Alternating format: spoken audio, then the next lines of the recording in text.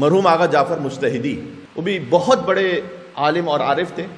آیت اللہ مرشی نجفی کی گواہی ہے کہ مرحوم آغا جعفر مجتہدی براہ راست اہل بیت علیہ السلام سے رابطے میں تھے. آیت اللہ گل پائگانی اور دوسرے علماء کے ساتھ ان کی کافی قربت رہی. تمام معصومین کی شہادت کے موقع پر ان کے گھر میں مجلس عزا ہوتی تھی.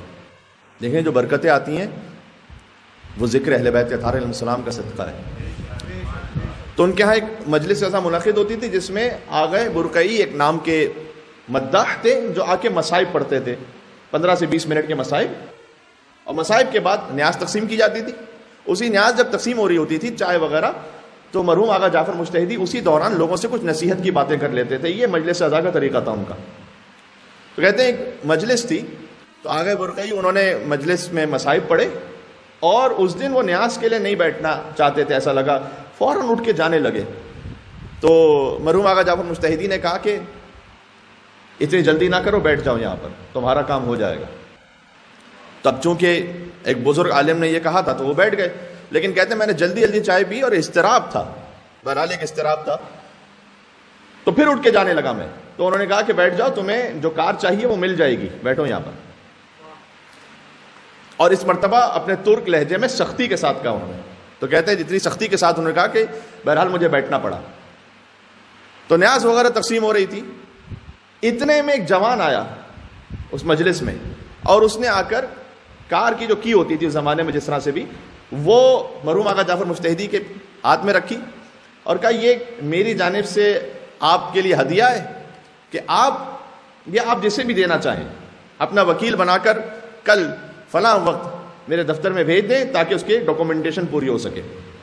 تو آغا جعفر مجتہدی نے وہ جو کار کی تھی وہ آغا برقعی کے ہاتھ میں دی اور کہا یہ سید الشہداء نے تمہارے لیے بھیجی ہے, لیکن ایک پیغام بھی بھیجا ہے ساتھ میں. پہلے ایک صلوات بھیجیے محمد و آل محمد پر, اللہم صلی علی. یہ انہوں نے ہدیہ بھیجا لیکن ساتھ میں ایک پیغام بھی بھیجا ہے, اور پیغام یہ بھیجا ہے کہ جس نے برسا برس تک ہمارے در پر نوکری کی ہو وہ تھوڑے سے امتحان میں اپنا ارباب بدلا نہیں کرتا ہے,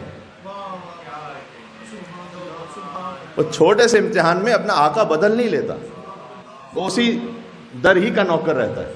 تو جیسے ہی آغا جعفر مجتہدی نے جملہ کہا تو آغا برقعی زار و قطار رونے لگے, بے تحاشا گریہ کیا. تو آس پاس جو لوگ تھے انہوں نے کہا کہ ہمیں یہ سمجھ نہیں آ رہی بات کہ کیا ہو رہا ہے, آپ کچھ وضاحت کریں گے. تو آغا برقعی نے کہا کہ میں ضعیف ہو چکا ہوں اور مجھے ضرورت ہوتی ہے, یہ اوائل انقلاب ایران کی بات ہے. تو کہتے ہیں میں ضعیف ہو چکا ہوں, مجھے ضرورت ہوتی ہے کہ میں اب کسی نہ کسی کار میں سفر کروں مختلف جگہوں پہ جانے کے لیے.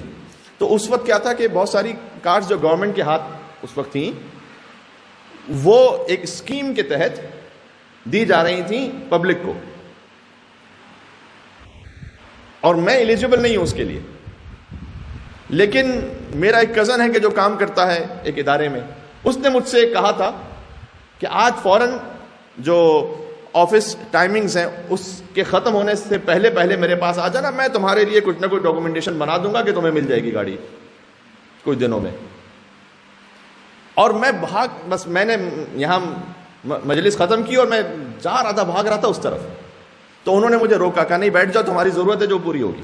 تو میں بیٹھ گیا, اس کے بعد ایک چائے پی کے پھر جانے لگا. انہوں نے کہا کہ جو اللہ تعالیٰ تمہیں عطا کرے گا, وہ جو کار تمہیں چاہیے وہ ملے گی, امام حسین علیہ السلام دیں گے, ذرا صبر کرو. اور پھر انہوں نے ایک پیغام بھی بھجوایا امام حسین علیہ السلام نے کہ اگر سبحان اللہ در امام حسین علیہ السلام کی نوکری کی ہے تو اتنا جلدی اپنا آقا بدل نہیں لیتے, مناسب نہیں ہے. یہ ہے وَمَن يَتَّقِ اللَّهَ يَجْعَل لَّهُ مَخْرَجًا, جب تم اللہ کے راستے پر چلو گے تو اللہ راستہ بنائے گا تمہارا.